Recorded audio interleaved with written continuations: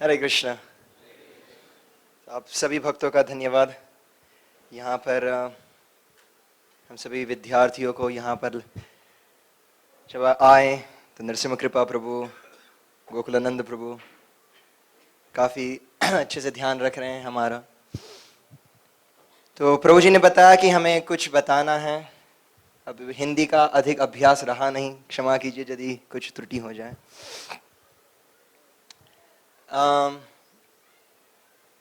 हमारे गुरुकुल का नाम है दी भक्तिवेदांता एकेडमी।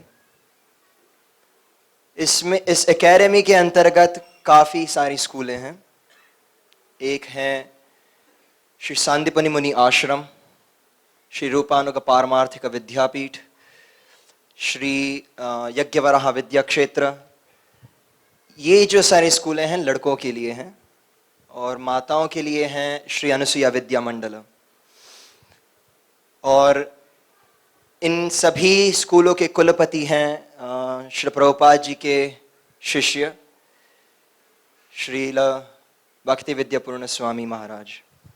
तो उनके निर्देशानुसार पिछले 40 वर्षों से इस गुरुकुल को चलाया जा रहा है। इस गुरुकुल की स्थापना श्री प्रभुपाद जी ने की थी 1973।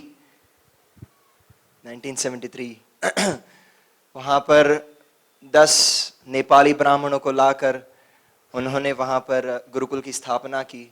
और फिर श्री प्रभुपाद जी के बाद कई वैष्णव आए और अंत में आज से 40 साल पहले श्री भक्ति विद्यापूर्ण महाराज ने इस गुरुकुल की जिम्मेदारी को उठाया। इस गुरुकुल में इसका मुख्य उद्देश्य है कि छात्रों को इस प्रकार से शिक्षण प्रदान करना जो भविष्य में श्री प्रभुपाद जी की सेवा कर सके, इस्कॉन की सेवा कर सके। इसमें किसी प्रकार की आपको डिप्लोमा या डिग्री नहीं दी जाती है जो आपको कहीं बाहर के कॉलेजेस वगैरह में आपको उसकी उपयोग हो। उसका यही कारण है कि श्री प्रभुपाद जी कहते हैं कि गुरुकुल के छात्र जो हैं वो भविष्य में सोसाइटी में लीडर के रूप में बाहर आए। तो हम नहीं चाहते कि हमारे बच्चे जो हैं कहीं जाकर जॉब करें, कहीं बाहर किसी मल्टीनेशनल कंपनी या कहीं जाकर जॉब करें। हम चाहते हैं कि हमारे जितने भी विद्यार्थी हैं अपने अपने स्तर पर, ब्राह्मण क्षत्रिय वैश्य स्तर पर, वो भक्ति में आगे बढ़ें। और यदि वे आगे चलकर गृहस्थ भी बनते हैं तो वो अपना आप बिजनेस कर सकते हैं, मंदिर में सेवा कर सकते हैं। तो इसी उद्देश्य से हमने किसी गवर्नमेंट ऑर्गेनाइजेशन या ऑक्सफोर्ड, कैम्ब्रिज या इंटरनेशनल ऑर्गेनाइजेशन से कोलैबोरेशन नहीं किया। श्री प्रभुपाद जी के ग्रंथों के आधार पर, श्री प्रभुपाद जी के सिद्धांत के आधार पर इस गुरुकुल को चलाया जाता है। गुरुकुल में लगभग अब 80 बच्चे हो गए हैं और विश्व के 25 देशों से ये बच्चे यहाँ पर आते हैं, अध्ययन करते हैं। हमारी दिनचर्या बता देते हैं, उससे काफ़ी प्रश्नों के उत्तर मिल जाएंगे। तो जितने 12 साल से बड़े बच्चे जो हैं वो सवेरे 2 बजे उठते हैं।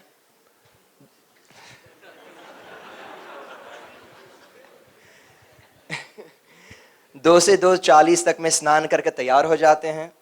2:40 से 4 बजे तक जप करते हैं। और जो 12 साल से छोटे बच्चे जो हैं वो 3 बजे उठते हैं। 3:30 बजे तक में स्नान वगैरह करके वो हमारे साथ जप में जुट जाते हैं। उसके बाद आप लोगों को पता होगा, किसी को जनोई संस्कार, उपनयनन, कोई कहते हैं मुंज संस्कार। तो जिन बच्चों का मुंज संस्कार या उपनयनम हुआ है वे लोग हमारे गुरुकुल में, आप यदि आए मायापुर आए गुरुकुल अवश्य देखिएगा। वहाँ पर अब देखेंगे नरसिम्हदेव की पूरी सेना खड़ी है। 16 प्रकार के नरसिम्हदेव के विग्रह हैं, कई सारे शालिग्राम हैं, पंचतत्व हैं, श्री श्री राधा विनोद जी, ललिता देवी जी हैं। और दिन में 2 बार यज्ञ होता है। तो जिन बच्चों का उपनयनम संस्कार या मुंज संस्कार हुआ है वे लोग यज्ञ और पूजा करते हैं। जिनका नहीं हुआ है वे लोग श्री श्री राधा माधव की मंगला आरती में सहभाग लेते हैं। कुछ बच्चे ऐसे हैं जो घर से आना जाना करते हैं, रोज आश्रम में नहीं रहते, क्योंकि जब कोई बच्चा नया आता है गुरुकुल में 6 महीने तक उसे ट्रायल पीरियड कहते हैं, उसकी टेस्ट होती है क्या वो बच्चा गुरुकुल में रहने लायक है या नहीं, उसके संस्कार ठीक हैं या नहीं, वो दूसरे बालकों के साथ ठीक ढंग से व्यवहार कर सकता है या नहीं, उनके माता पिता चाहते हैं या नहीं कि वो बच्चा गुरुकुल में रहें पढ़ें, और अंत में क्या हम शिक्षकगण जो हैं उस बच्चे की सहायता कर सकते हैं यानी उसे पढ़ा सकते हैं या नहीं। इन सबको देखकर 6 महीने के बाद उसे आश्रम में आमंत्रित किया जाता है। ऐसा नहीं है कि अगर वो 6 महीने हो गए तो वो कंपलसरी आश्रम आ जाता है।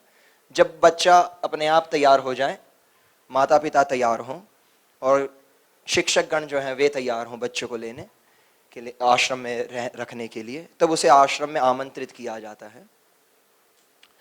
अन्यथा वो हमारे साथ पहले मंगलारती में जुट जाते हैं और 5:15 बजे हमारे साथ वो गुरुकुल आते हैं। 5:15 से 6 बजे तक विभिन्न मंत्रों के ऊपर पाठ होता है। जैसे 3 स्तर हैं, जो बच्चे नए आए हैं उनके लिए ब्रह्म संहिता, भक्ति रसामृत सिंधु, उपदेशामृत, भगवद गीता, शिक्षाष्टकम, मंगलाचरण, दशनाम अपराध वगैरह।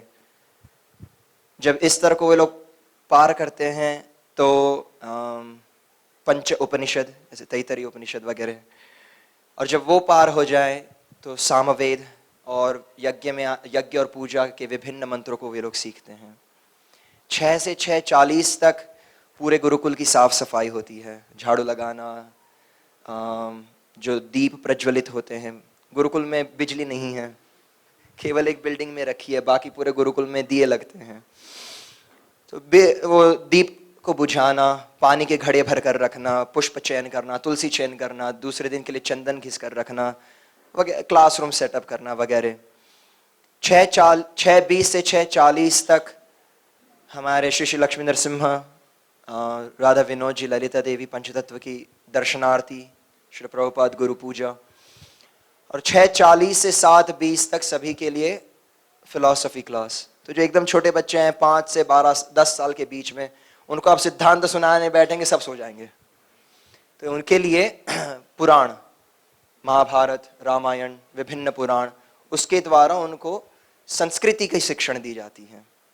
उनसे बड़े जो हैं उनको वो क्लास का नाम है चेतनोपनयनम, हमारी चेतना का कि आंखों को उसको खोलना है। तो उसके लिए हमारे जो विभिन्न आचार्यगण हैं उनकी बायोग्राफी, उनके रचित भजन वगैरह, भगवद गीता, फिर उसके बाद जो है जब वो उसे पार कर जाएं तो 12 साल का डिग्री कोर्स है, तो जिसमें पहले 3 साल भक्ति शास्त्री, फिर 3 साल भक्ति वैभव, भक्ति वेदांत, फिर अंत में 3 साल भक्ति सार्वभौम। तो इस प्रकार के क्लास होते हैं। और फिर 7:20 से 8 बजे तक सभी के लिए संस्कृत क्लास, लिखना जो 3 स्तर में है। पहले के स्तर में लिखना, बोलना, पढ़ना, लिखना और पढ़ना, दूसरे स्तर में उसका उच्चारण, संभाषण, तीसरे स्तर में व्याकरण और काव्य। उसके बाद 8 से 8:15 बजे तक पूरे गुरुकुल की इष्ट गोष्ठी होती है, जहाँ पर सभी छात्रगण, शिक्षकगण सभी एकत्र होकर गुरुकुल को किस प्रकार से एक यूनिट के रूप में उसको उत्थान कैसे किया जाए। जो छोटे छोटे प्रॉब्लम्स होते हैं बच्चों के साथ हमेशा होते हैं, जो माताओं को अधिक जानकारी होगी, छोटे बच्चों के साथ हमेशा कोई ना कोई तकलीफें होती हैं, तो उसको कैसे सुधारना है वगैरह। और फिर 8:15 से 9:15 बजे तक सभी बच्चे जो हैं प्रसादम की तैयारी करते हैं, दूध उबालना, सब्जी काटना वगैरह वगैरह। 9:15 बजे से 10 बजे तक ब्रेकफास्ट प्रसाद, इसमें हर बच्चे को आधा लीटर दूध, सीजनल फ्रूट्स, कुरमुरा, कुछ चिवड़ा, नारियल वगैरह। 10:50 तक वैदिक मैथमेटिक्स क्लास, फिर 10 मिनट ब्रेक। 11 से 12 बजे 11:50 तक श्रील जीव गोस्वामी द्वारा रचित जो संस्कृत व्याकरण है उसके आधार पर इंग्लिश सिखाया जाता है। तो हम ऑक्सफोर्ड या कैम्ब्रिज यूनिवर्सिटी के इंग्लिश को हम स्वीकार नहीं करते। जिस प्रकार जीव गोस्वामी ने संस्कृत सिखाया है उसी के आधार पर उन्हें इंग्लिश सिखाया जाता है। फिर से 10 मिनट ब्रेक, और 12 से 1 बजे तक छोटे बच्चों के लिए योगा, बड़े बच्चों के लिए मार्शल आर्ट्स, युद्ध नीति वगैरह। और 1 से 2:30 बजे तक विभिन्न सेवा हो जाती हैं। गौशाला में सेवा है, रसोई करनी है, खेतों में सेवा है, गुरुकुल की पूरे गुरुकुल में झाड़ू पोछा लगाना है, कपड़े धोने हैं वगैरह वगैरह। फिर 2:30 बजे से 3:40 तक प्रसाद सभी के लिए। उसमें है दाल, चावल, 3 प्रकार की सब्जी, कुछ मिठाई, कुछ जूस, सलाद वगैरह, ऐसे 7-8 प्रकार के व्यंजन बनते हैं। और बच्चे स्वयं इस सारी रसोई करते हैं। तो सभी को ज्ञान है कि किस प्रकार रसोई करनी चाहिए वगैरह। 3:40 से 4:20 तक फ्री टाइम, जहाँ बच्चे चाहे तो अपने जप पूरे करें, कुछ अध्ययन कर सकते हैं, चाहे खेल सकते हैं, विश्राम कर सकते हैं वगैरह वगैरह। और 4:20 से 5 बजे तक जो बच्चे 12 साल का डिग्री कोर्स कर रहे हैं फिलॉसफी पे, उनके लिए फिलॉसफी क्लास। जो अन्य बच्चे हैं उनके लिए हिस्ट्री, जियोग्राफी, साइकोलॉजी। और जो एकदम छोटे बच्चे हैं जिनको अभी इंग्लिश लिखना पढ़ना नहीं आता, उनके लिए फिर से सेकंड इंग्लिश क्लास। और 5 से 6 बजे तक श्रील भक्ति विद्या पूर्ण महाराज द्वारा महाभारत पर क्लास होता है सभी बच्चों के लिए। और 6 बजे जो बच्चे आश्रम निवासी हैं उनके लिए थोड़ा हल्का फुल्का प्रसाद। जो घर रहते हैं वे लोग घर चले जाते हैं। और छोटे बच्चे जो हैं 6:30 7 बजे तक में सो जाते हैं, बड़े 7:30 बजे तक सो जाते हैं। फिर दूसरे दिन फिर 2 बजे।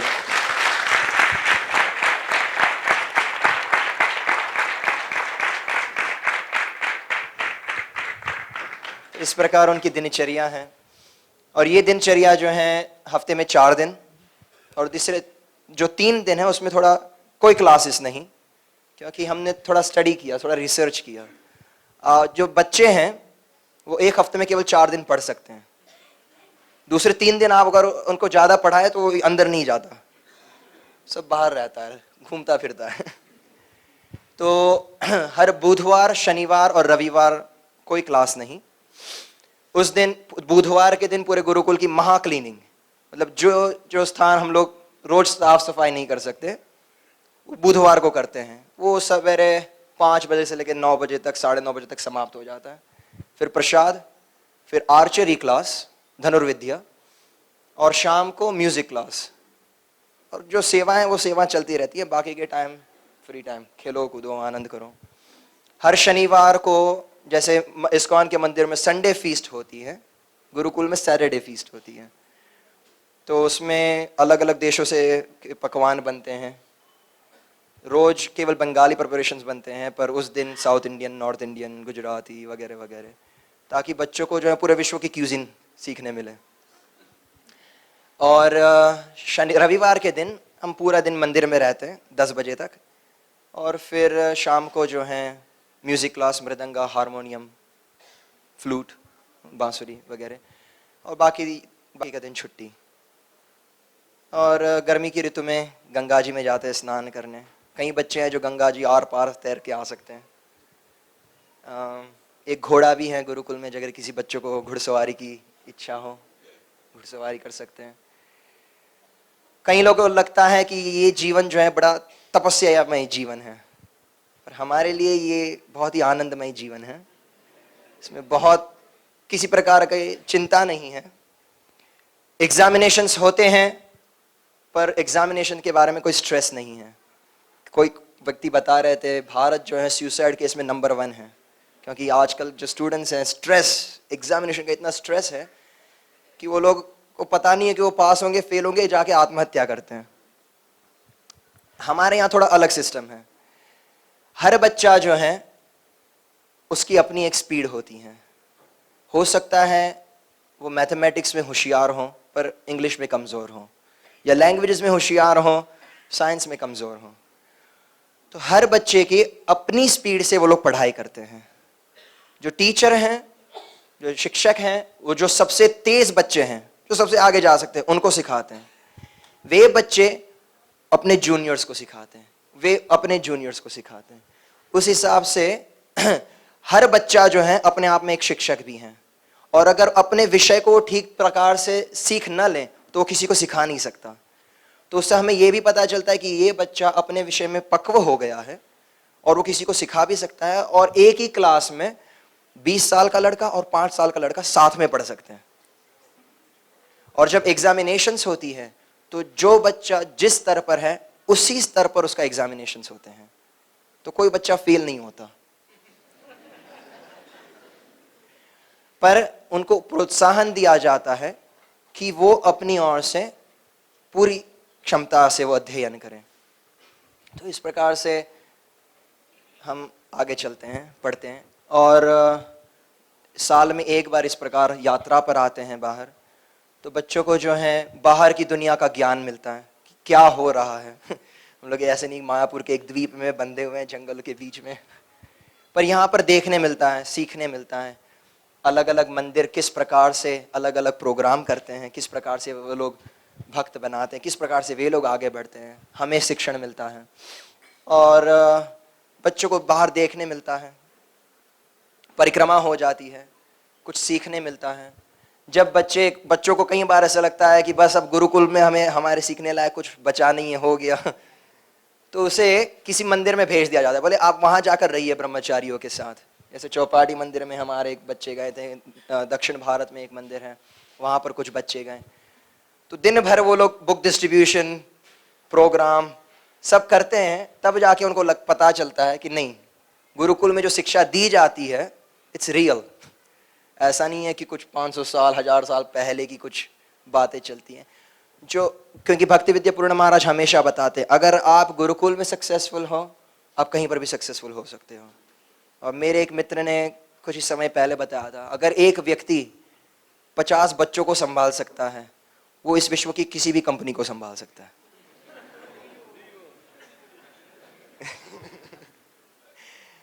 तो हमारा अध्ययन जो है थियरी है, पर साथ ही 50% थियरी 50% प्रैक्टिकल। तो ऐसा नहीं है जैसे आजकल के विद्यालयों में चलता है, काफी प्रैक्टिकल थियरी अधिक है, प्रैक्टिकल्स बहुत कम होते हैं। और आप देखें तो इंटरनेट और मीडिया इन सब के कारण जो है बच्चों की बुद्धि क्षीण होती जा रही है धीरे धीरे।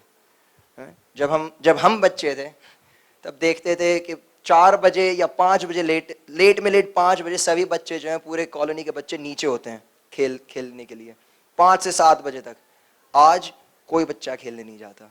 अगर निसर्ग के साथ उनका कोई संपर्क नहीं, कहीं उनको गंदे नहीं होते, चोट नहीं लगती, उनके बुद्धि का विकास नहीं होता। इसलिए हमें पता नहीं आपने अनुभव किया है या नहीं, पर हर जनरेशन जो है मंद सुमंद मतयो होता जा रहा है ना। इसलिए हम चाहते हैं, आपसे अनुरोध है कि अपने बच्चों को मंदिर में लाएं, है ना, ब्रह्मचारियों के संग में रहें। प्रैक्टिकल वस्तु अधिक होगी उनके लिए। घर में रसोई करवाएं, माँ को सहायता करें घर साफ सफाई रखने के लिए, उनके साथ रसोई करने के लिए उनकी कुछ जिम्मेदारियां होनी चाहिए। अगर वो बच्चा 5 साल का है तो उस 5 साल के बच्चे को भी गुरुकुल में जिम्मेदारियां दी जाती है कि बोले सभी के चप्पल ठीक तरह से सजे हुए होने चाहिए, या जो गेम बॉक्स है वो ठीक ढंग से होना चाहिए, या उनका जो लॉकर है वो साफ सुथरा होना चाहिए। इससे वो 5 साल के बच्चे में भी लीडरशिप के गुण आने शुरू हो जाते हैं। तो यही हमारा प्रयास है। आप सभी भक्तों से अनुरोध है कि हमें हमारे बच्चों को आप अपने पूर्ण आशीर्वाद दीजिए ताकि श्री प्रभुपाद जी की सेवा में हम आगे बढ़ते रहें। हरे कृष्ण।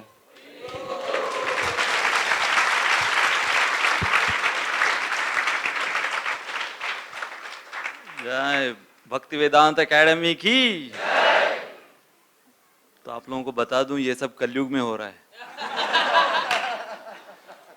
अभी जो भी हमने आधे घंटे 15-20 मिनट जो सुना, हम लोग को कृष्ण चैतन्य प्रभु ने ऐसा लग रहा था कि सत्युग में ट्रांसपोर्ट कर दिया, और हम लोग सत्युग के किसी गुरुकुल का डेली रूटीन सुन रहे थे। ये कलयुग में है 2015 और विदेशियों द्वारा। हाँ, तो आज जो हम चर्चा कर रहे थे चेंज द चेंजेबल, तो मैं वही कह रहा था कि प्रभुपाद का कारनामा देखो कि 25 से भी ज्यादा ऐसे देशों के विदेशियों के, अगर हम भौतिक रूप से उनको कहें, सब सारे वैष्णव हैं, लेकिन यदि भौतिक रूप से कहें कि विदेशियों के विदेशी बच्चे, वो लोग वहां पर एक ऐसा जीवन जी रहे हैं कि भारतीयों के भारतीय बच्चे, जिनको मैं कहता हूं ना कि एक है एनआरआईज, नॉन रेसिडेंट इंडियंस, और एक है RNIs, resident non Indians. They are residing in India but they are non Indians. तो यहाँ पर ये एक ऐसी मिसाल कायम कर रहे हैं ये लोग। मैं व्यक्तिगत रूप से, हमारी आईवाईएस यात्रा गई थी, हम लोग सारे स्टूडेंट्स को वहाँ पर लेकर गए थे, पूरा गुरुकुल, और हमारे राधा मदन गोपाल जी की प्राण प्रतिष्ठा के लिए, आपको याद है, कृष्ण चैतन्य प्रभु और भक्ति विद्या पूर्ण महाराज और उनका पूरा टीम यहाँ पर था, याद है आप लोगों को? तो हमारे प्राण प्रतिष्ठा के यहाँ पर सूत्रधार बैठे हुए हैं, जो प्रशिक्षित, न केवल प्रशिक्षित, हम तो देखेंगे नासिक में बहुत से ऐसे पुरोहित हैं, बहुत से ऐसे पंडित हैं, परंतु उनका व्यक्तिगत जीवन जाकर देखो तो आप फिर से कभी पूजा पर बुलाओगे नहीं उनको। परंतु यहाँ पर आप देखिए कि जो अपना जीवन पूरा समर्पित कर रहे हैं इस उम्र में, इस प्रकार का शुद्ध जीवन जीना, ये सुनकर, सबसे छोटा विद्यार्थी 6 साल का है, और आप बहुत टाइमली आए हैं यहाँ पर। हमारा बुधवार का जो कार्यक्रम चल रहा है उसमें यही टॉपिक चल रहा है, गुरुकुल वर्सेस मॉडर्न एजुकेशन, हम उसी के ऊपर कह रहे हैं। तो मैं आपको जो बता रहा था कि शिक्षार्थी और विद्यार्थी में अंतर क्या है, यहाँ पर जो कह रहे हैं कि विद्यार्थी सही मायने में विद्यालय है ये, जहाँ पर आध्यात्मिक और भौतिक दोनों दिया जा रहा है, और इनके माता पिता, उनकी सराहना करनी चाहिए इन बच्चों की कि जिन्होंने ये निर्णय लिया। क्योंकि अधिकांश हम देखते हैं कि भारत में माता पिता वो एक पर्टिकुलर रूटीन को फॉलो करते हैं कि भाई हमारा बच्चा कॉन्वेंट में जाना चाहिए। I spoke a lot about convent, so therefore that's the response about that. तो कॉन्वेंट में जाना चाहिए, है ना, इंग्लिश सीखना चाहिए, हाँ, फिर ये सारी डिग्रियां उसके पास होनी चाहिए, फिर मल्टीनेशनल कंपनी के अंदर वो डिग्री को लेके घूमे, उसमें नौकरी करे, गधा मजूरी करे, और उसके बाद फिर हम समाज को बता सकते हैं कि हमारा बच्चा कितना सर्टिफाइड प्रशिक्षित गधा बना है।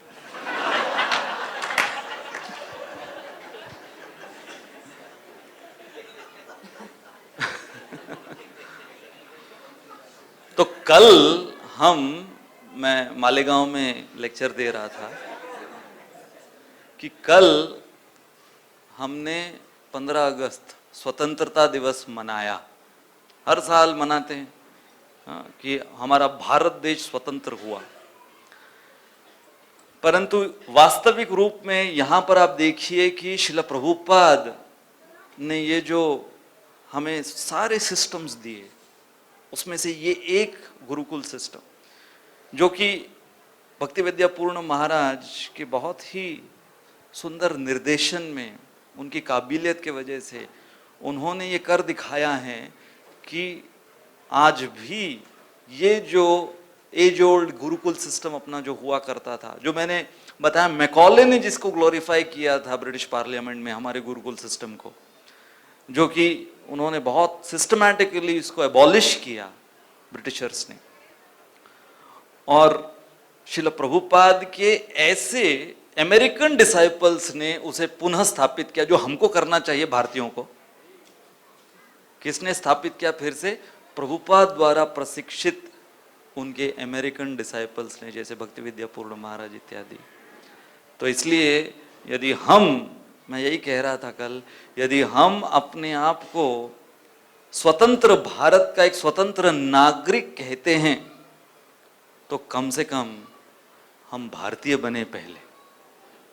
और भारतीय बनने के लिए यहाँ पर ये जो हमने सुना, जो सुनने में हमें इतना आश्चर्य लग रहा था, और ये कह रहे थे कि इनके लिए ये कई लोग यहाँ पर, हमको ये लग रहा होगा, हमको तरस आ रहा होगा उन बच्चों के ऊपर, 2 बजे उठना पड़ता है, 3 बजे उठना पड़ता है, हाँ, हमको तरस आ रहा होगा, अरे बेचारे बच्चे 3 बजे उठते हैं। हाँ? कई बार हम ब्रह्मचारियों को भी जब बहुत से लोग बाहर वाले सुनते हैं आप 4 बजे उठते हैं। 4 बजे उनके लिए वो सुबह ही नहीं कहते उसको, वो 4 बजे रात होती है उनके लिए। तो यहाँ पर सोचिए, हम लोग सुनते हुए मन में अगर ये बात आ रही होगी कि बेचारे बच्चे, परंतु जो इन्होंने एक बात कही कि इनको अगर जाकर हम पूछे तो ये लोग हमको देखकर कहते हैं बेचारे शहरी। Am I right? तो इसलिए ये यात्रा, यहाँ पर एक प्रयोजन इनके यात्रा निकालने का ये है कि ये सारे गुरुकुल के बच्चे, यदि उनके मन में कोई डाउट है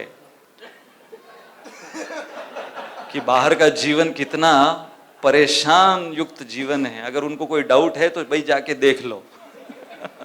तो वो लोग कन्विंस होके फिर से लालायित हो जाते हैं, चलो भाई अपने गुरुकुल में चलते हैं। तो इसलिए क्योंकि वो स्वेच्छा से, प्रेम से सब कुछ उनको दिया जा रहा है, तो ये एक मिसाल ये कायम कर रहे हैं। तो आइए हम बहुत ही हृदय से इनको, ये जो प्रयास कर रहे हैं, जो सफल हुए हैं, इनकी सराहना करें जोरदार 3 बार।